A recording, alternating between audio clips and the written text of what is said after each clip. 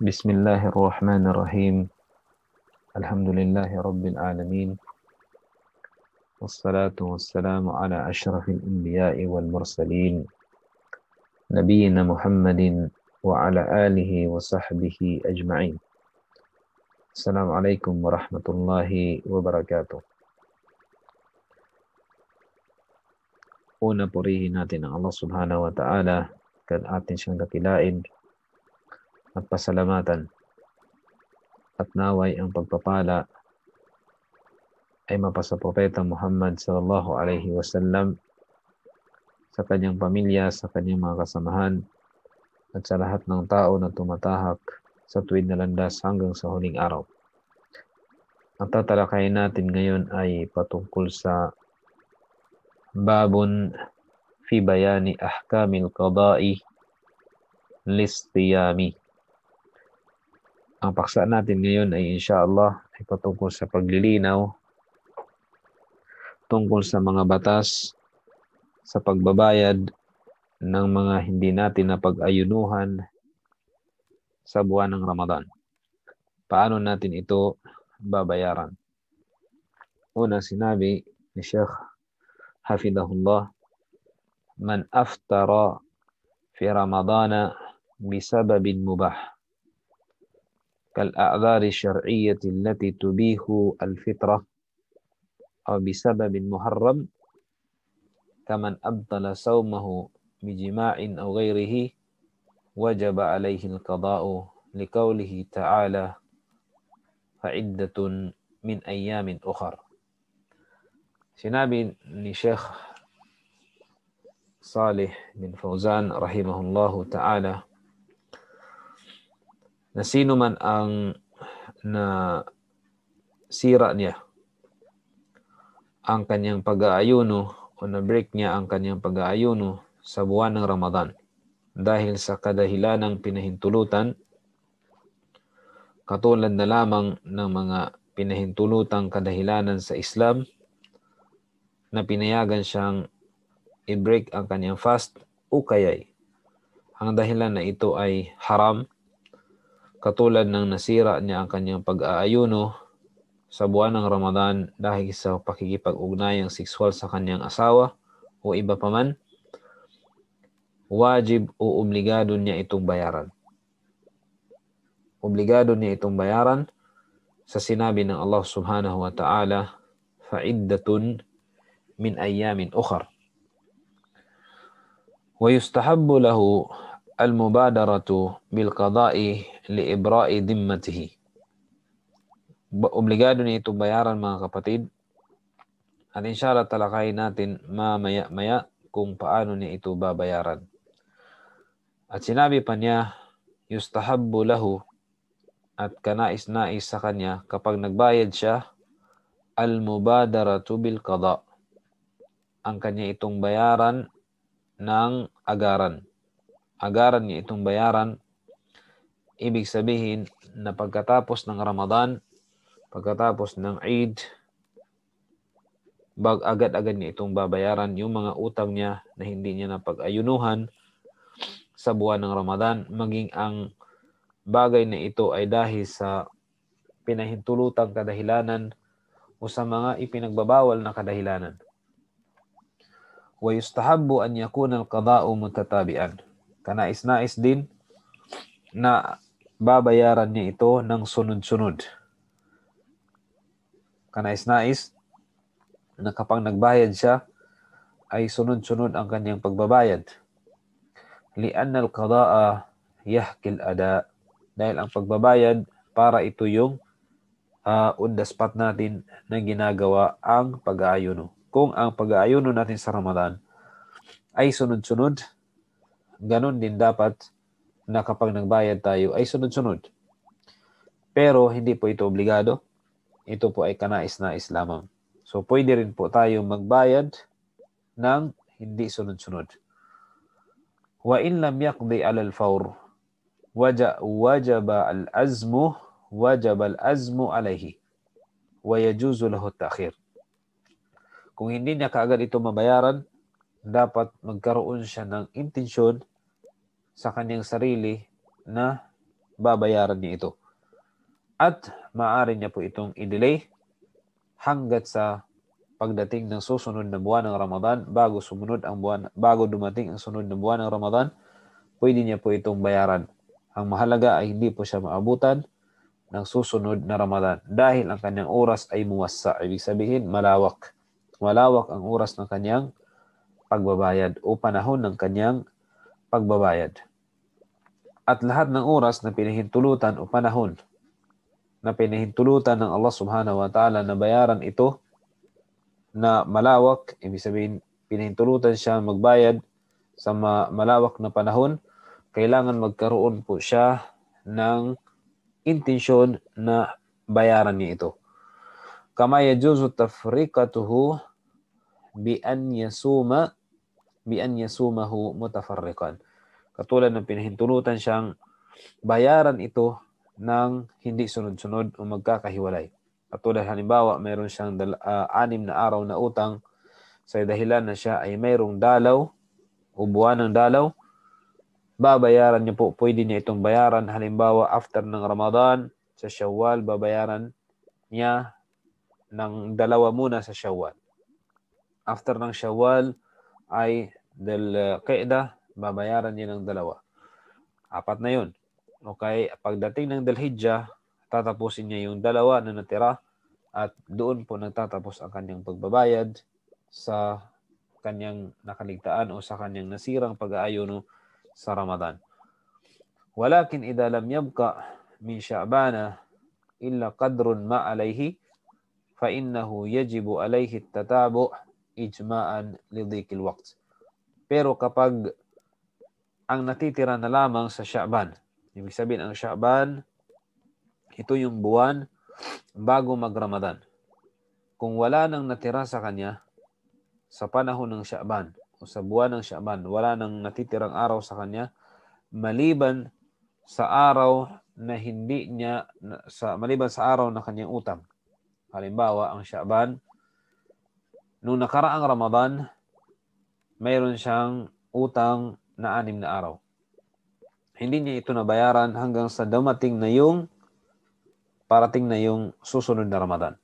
At bago magsusunod na Ramadan, ay mayroon pong tinatawag na buwan ng Sha'ban. Ang buwan ng Sha'ban, ito yung buwan before mag-Ramadan. So, itong buwan na ito, kailangan makabayad na siya bago pa dumating yung Ramadan. Kung mayroon siyang 6 na araw at 6 na lamang na araw ang natitira sa buwan ng Sha'ban, wajib po sa kanyang isunod-sunod ang pagbabayad. Ito po ay dahil wala na siyang panahon magbayad. So wajib po na isunod-sunod niya ang kanyang pagbayad dahil sa wala na siyang panahon upang ito ay mabayaran. Wala yajuzu ta'khiruhu ila ma ba'da Ramadan al-akhir li ghairi udrin. At hindi po pinahintulutan na magbayad siya pagkatapos ng another Ramadan.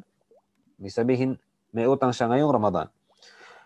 Dumating na yung isang Ramadan, hindi pa rin siya nakapagbayad, hindi po ito pwede. Hindi po ito pwede kapag wala siyang sapat na dahilan. Wala siyang sapat na dahilan. Na sinabi ni Aisha radhiyallahu anha, kana yakunu alayya sawmu fi Ramadan. Sinabi ni Aisha, at si Aisha ang asawa ni Propeta Muhammad sallallahu alaihi wasallam, sinabi niya, mayroon akong pag-aayuno sa Ramadan. Ibig sabihin, mayroon siyang pag-aayuno na break sa buwan ng Ramadan. Fama astati'u an aqdiyahu illa fi Sha'ban. At hindi ko kayang babayaran ito maliban sa Sha'ban. Ibig sabihin, sa buwan bago dumating yung sunod na Ramadan. Kasi Sha'ban muna, tapos Ramadan. So doon siya nagbabayad sa Sha'ban. Bakit doon lamang niya ito kayang bayaran? Lima kani Rasulillahi sallallahu alaihi wasallam. Dahil sa Propeta Muhammad sallallahu alaihi wasallam. Maaring kailangan siya ni Propeta Muhammad sallallahu alaihi wasallam. So doon sa Sha'ban lamang siya nagbabayad ng kanyang mga utang sa Ramadan noong nakaraan.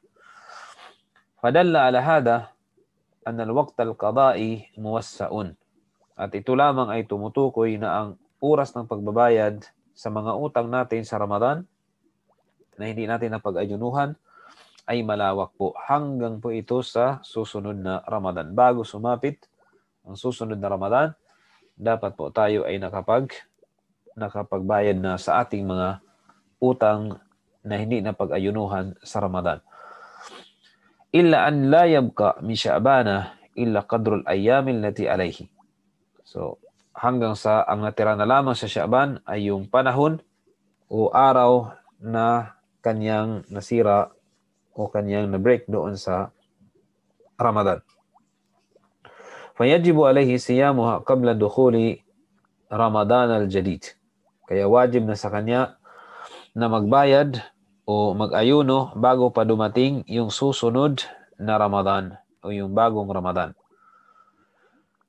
فإن أخر القضاء حتى أتى عليه رمضان الجديد فإنه يصوم رمضان الحاضر. Ngayon, kung halimbawa, hindi siya nakapagbayad hanggang sa dumating na yung buwan ng Ramadan na bago. Marami po ang nangyayari dito, kaya dapat po natin itong linawin. Meron siyang utang ngayong Ramadan. Tapos hindi siya nakapagbayad hanggang sa nadatnan siya ng bagong Ramadan. Ano po ang kanyang gagawin? Mag-ayuno po siya o mag-fasting po siya sa Ramadan na bago. Ibig sabihin yung bago na Ramadan na dumating sa kanya. Tapos anong gagawin niya? Yaqdi ma alayhi ba'dahu. Pagkatapos ng Ramadan na bago, kung ilan yung mga hindi niya napag-ayunuhan, napag-fastingan nung nakaraan na Ramadan, ito po ay babayaran niya after ng Ramadan na bago. Thumma in kana ta'khiruhu li'udrin lam yatamakkan ma'ahu min al-qada'i fi tilka al-fatrah fa innahu laysa alayhi illa al-qada'. So, kung ang kanyang dahilan bakit hindi siya nakapagbayad dahil sa mayroon po siyang sapat na dahilan at tinatanggap yung kanyang dahilan, nagawa niya ito, hindi siya nakapagbayad dahil sa kadahilanan ni tinatanggap ng Islam, ang kanyang gagawin po ay magbayad lamang siya. So after ng Ramadan na bago, babayaran niya po yung mga utang niya noong nakaraang Ramadan kapag siya ay mayroong sapat na dahilan. Kapag mayroon siyang sapat na dahilan na tinatanggap ng batas ng Islam o makonsider sa batas ng Islam na ito po ay sapat na dahilan sa kanya. Pero kung wala siyang sapat na dahilan, ano po ang kanyang gagawin? Nagpabaya lamang siya, for example, o hindi niya, wala siyang pagsisikap na ito ay mabayaran, ano po ang kanyang gagawin? Wajaba alayhi ma'al qada'i it'amu miskin an kulli yawmin nisfu sa'in min qutil balad. Ang kanyang gagawin, magbabayad siya. Kung halimbawa ang kanyang utang ay 6, after ng Ramadan, magbabayad siya ng 6 na araw. Magbayad siya ng 6 na araw. Dahil sa ang kanyang dahilan ng hindi pagbayad ay hindi tinatanggap o hindi sapat na dahilan na tinatanggap sa Islam, ang kanyang gagawin ay magpakain po siya ng bawat araw, magpakain po siya sa bawat araw ng isang mahirap. So kung ang kanyang utang ay 6 na araw din po siyang magpakain. Kasama ng pagbabayad niya. Ibig sabihin, 2 ang kanyang gagawin. Magbayad siya ng 6 na araw, mag-fasting siya, at the same time, magpakain siya. Sa bawat araw ay 6, isang tao na mahirap, at ang halaga nito ay nisfu sa'in min qutil balad. Kailangan meal siya, pagkain siya. At sa panahon ni Propeta Muhammad meron silang tinatawag na gantang, kalahating gantang sa panahon o sa sukatan sa panahon ni Propeta Muhammad sallallahu alaihi wasallam. Pero halimbawa sa atin ngayon ay isang meal pakain mo sa mahihirap. So 2 po ang kanyang gagawin. Yun po ang kanyang gagawin mga kapatid kapag ang kanyang hindi na pag-ayunuhan ay may sapat na dahilan. Wa idha mata man alayhi al-qada'u qabla dukhuli Ramadan al-jadid fala shay'a alayhi. Kung siya ay namatay at mayroon siyang utang sa Ramadan, na hindi niya napag-ayunuhan dahil sa sapat na dahilan, at dumating at namatay siya bago pa dumating yung susunod na Ramadan, yung bagong Ramadan, ang mangyayari ay wala po siyang kasalanan doon. Hindi po siya magkakasala sa Allah Subhanahu wa Ta'ala. Bakit? Dahil ang kanyang pag-delay ay nasa oras pa ng kanyang pagbabayad. Dahil pinahintulutan siya magbayad hanggang sa dumating ang susunod na Ramadan o ang bagong Ramadan. Pero dahil namatay siya bago dumating ang sunod na Ramadan at nasa oras pa siya ng pagbabayad at hindi siya nakapagbayad dahil sa dumating ang kanyang kamatayan, wala pong problema at hindi po siya magkakasala sa Allah Subhanahu wa Ta'ala. Wa in mata ba'da Ramadan al-jadid. Kung siya naman ay namatay, meron siyang utang at namatay siya, naabutan na siya ng Ramadan, bagong Ramadan at hindi pa rin siya nakapagbayad. So, di ba ang gagawin niya ay dapat magbayad siya after ng Ramadan. Pero, ang nangyari, namatay siya na dumating na tapos na yung bagong Ramadan. Tapos na yung bagong Ramadan, namatay siya.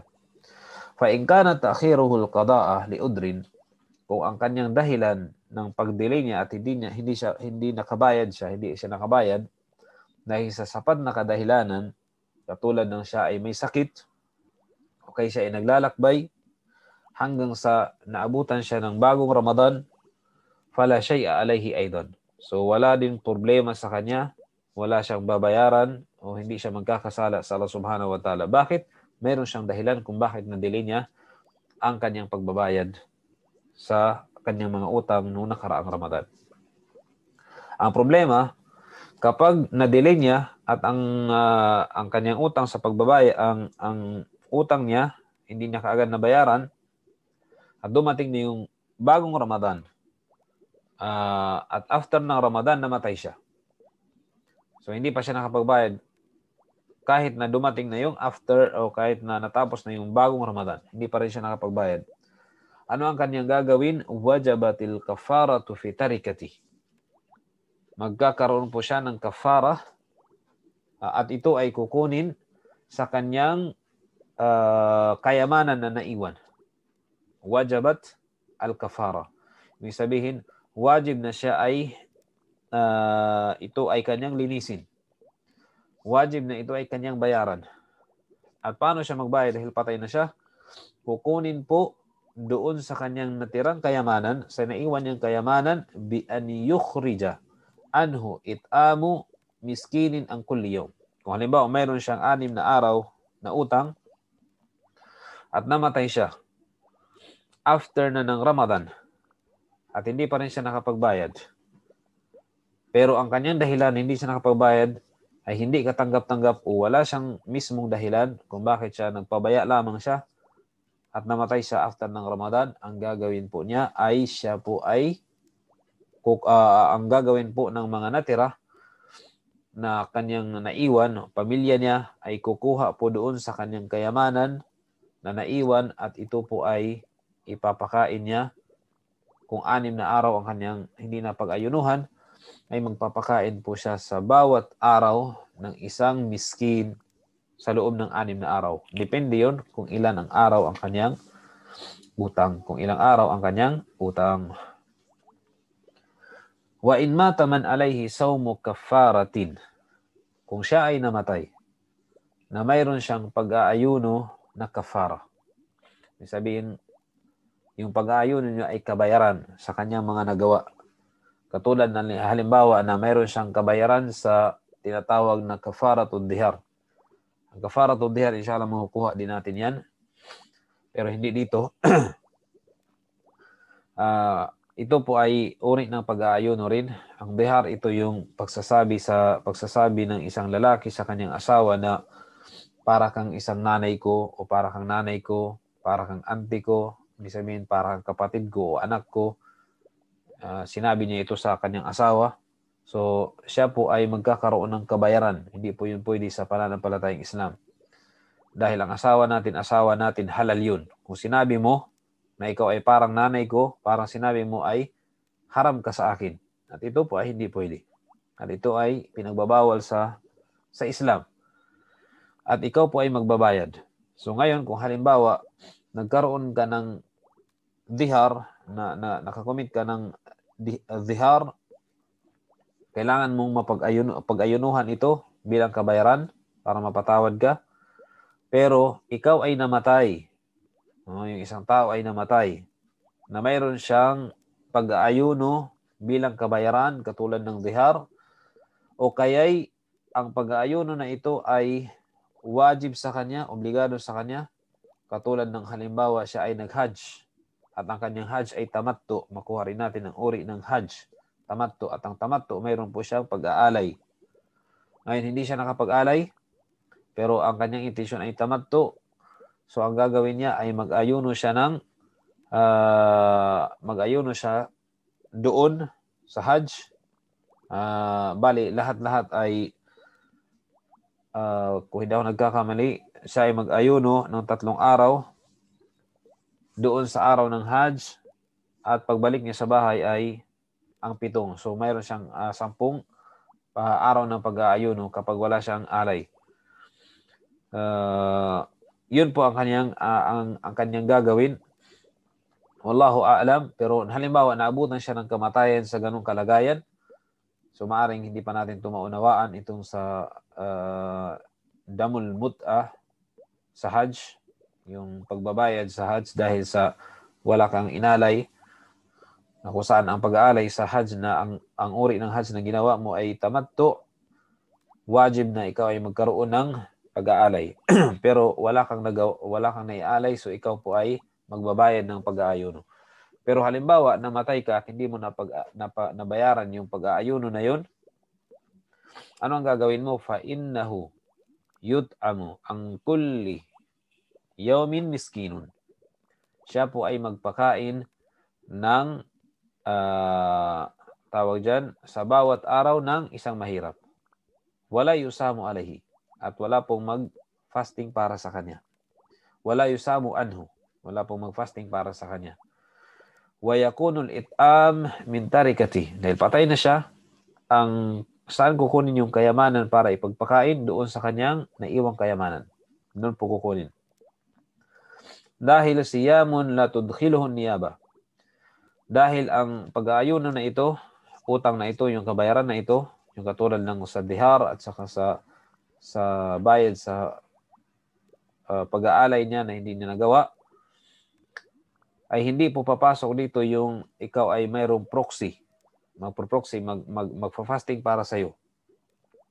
Fakada ba'da al-maut, wa hada huwa qawlu akthar ahli al-ilm. Ito po ang sinabi ng majority sa mga scholars. Nakuha natin. Wa in mata man alayhi sawmu nadrin. Kung siya ay namatay at mayroon siyang pag-aayuno na tinatawag na pag-aayuno ng panunumpa. Halimbawa, sinabi mo, kapag ako ay nakapasa sa exam, ako ay mag-ayuno ng 2 araw. Pero namatay siya. So, wajib sa kanya kasi nanumpa siya. Halimbawa, nakapasa siya sa exam. So, ibig sabihin, nanumpa siya na kapag nakapasa siya sa exam, mag-aayuno siya ng 2 araw. Okay, ano na yun? Wajib na sa kanya yung gagawin. Pero namatay siya bago niya gawin yung pag-aayuno na yun. Ano ang gagawin? Ano ang gagawin? Istuhibba liwaliyihi an yasuma anhu.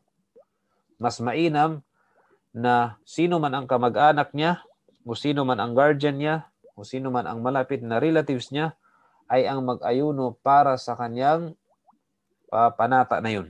Mag-ayuno sa kanyang panata na yun. Ibig sabihin, kung halimbawa 2 ang kanyang sinabi, nanumpa siya na mag-ayuno siya ng 2 araw, pero namatay siya, so ang kabayaran nito ay ay mag-ayuno po ang sino mang malapit sa kanyang mga kamag-anak. Maaring ito ay magulang niya, ito ay kapatid niya, o ito ay anak niya, o sino man. Dahil sa hadith na naniulat mula sa propeta Muhammad sallallahu alaihi wasallam, anna imra'atan ja'at ila an-nabiy sallallahu alaihi wasallam.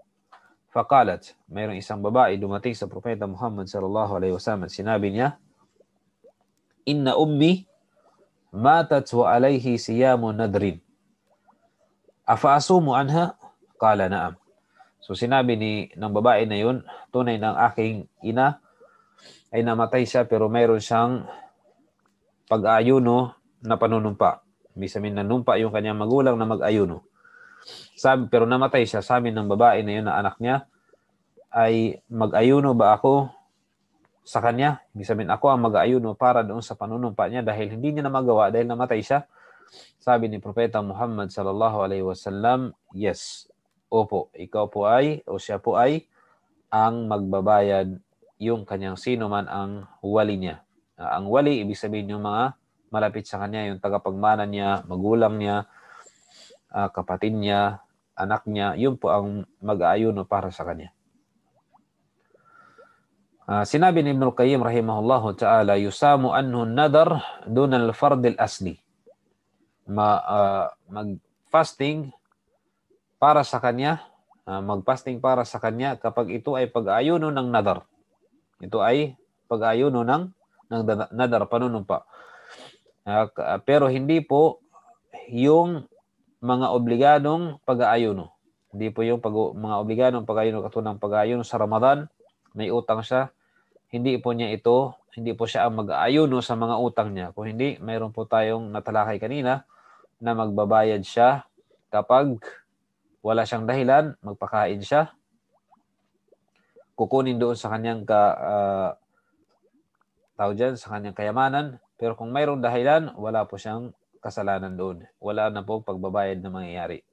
So yun po ang gustong sabihin ni Imam Ibn al-Qayyim rahimahullah ta'ala, wallahu a'lam. Dahil bakit? Dahil ang nadar laysa wajiban bi asli syar'.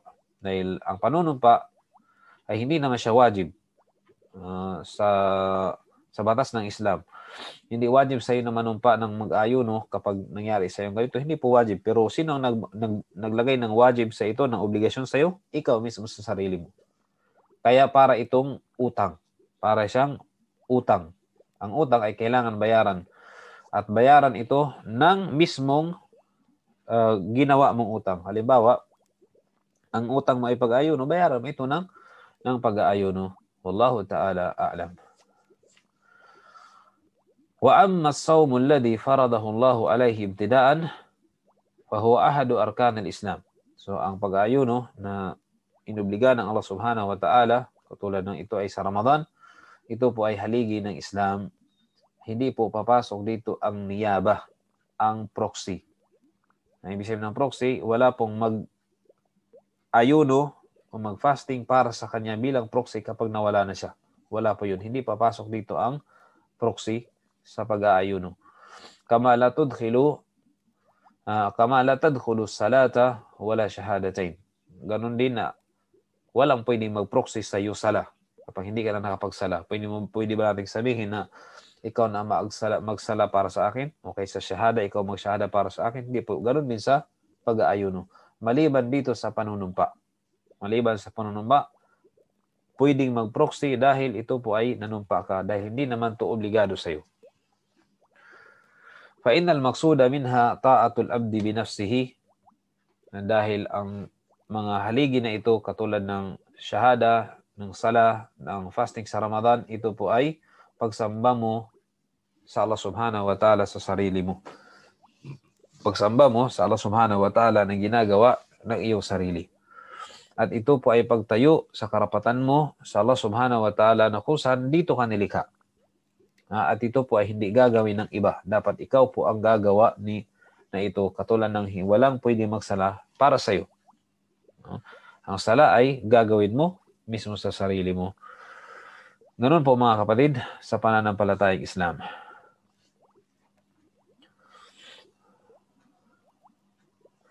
So wa amma sawmu Ramadana fa inna Allah lam yujibhu ala al-ajiz anhu. Ang tunay na ang pag-ayuno sa Ramadan, hindi po wajib ito. Hindi po siya wajib sa sino mang walang kakayanan. Katulad halimbawa may sakit siya, hindi po wajib sa kanya na mag-ayuno. Kung halimbawa ang kanyang sakit at ito ay makuha natin inshallah sa susunod natin na topic, kung ang kanyang sakit ay hindi nagagaling at hindi pwede sa kanya ang pag-aayuno, hindi po wajib sa kanya pag-ayuno. Kukunin din natin yan, insyaAllah. Bal amara al-ajiza bil fidyati ta'ama miskin. So sa mga hindi kayang mag-ayuno sa buwan ng Ramadan, ano ang kanilang gagawin? Magkaroon sila ng fidya. Ibig sabihin ng fidya, kapalit o kabayaran. Sa halip na ikaw ay mag-ayuno, ikaw ay mag-fidya, palitan mo yung pag-ayuno na yun na hindi mo nagawa dahil sa hindi mo kaya ng pagpapakain sa mahirap. Ibig sabihin kung buong buwan mo hindi kaya at dahil sa sakit, dahil hindi ka nanggagaling sa sakit, buong buwan ka rin magpapakain sa bawat araw ng isang mahirap. Wal qada'u innama ala man qadira alayhi la ala man ajiza anhu. At ang pagbabayad ay sa mga tao na kaya nilang magbayad. Bisa mayroon silang kakayanang bayaran ito. Halimbawa, nagkautang sila sa Ramadan, sila po ay tapos may kakayanan silang bayaran ito after ng Ramadan, sila po ay magbayad. Pero sa mga taong hindi kayang magbayad, sila po ay magkaroon ng fidya o pagpapakain sa alipin. Fala yahtaju ila an yaqdi ahadun an ahad. So yun po, mga kapatid. Wa amma sawm linadrin o linadarin wa ghayrihi min al-mandurat fayuf'al anhu bila khilaf li ahadithis sahiha. Pero ang pag-aayuno ng dahil sa panunumpa o anumang panunumpa na nagawa mo, ito po ay babayaran mo, gagawin mo. Pero kung halimbawa namatay siya, may mag-ayuno para sa kanya. So, ito po ang topic natin sa ngayon. Paano magbayad sa utang sa Ramadan. So, naway naunawaan natin at hiling natin sa Subhanahu wa Ta'ala pagkatapos ng Ramadan na sino man ang may utang ay kaagad-agad nitong bayaran o bayaran ito bago sumapit ang Ramadan ayon dito sa mga nakuha natin kung paano ito gawin. At naway biyayaan ng Allah Subhanahu wa Ta'ala ang ating Ramadan matapos natin ito ng maayos at bigyan niya tayo ng maraming kabutihan na dala-dala ng buwan ng Ramadan na ito. So hanggang dito na lang. Barakallahu fikum. Subhanakallahumma wa bihamdik. Asyhadu an la ilaha illa ant. Wa nastaghfiruka wa natubu ilaik. Assalamu alaikum warahmatullahi ta'ala wabarakatuh.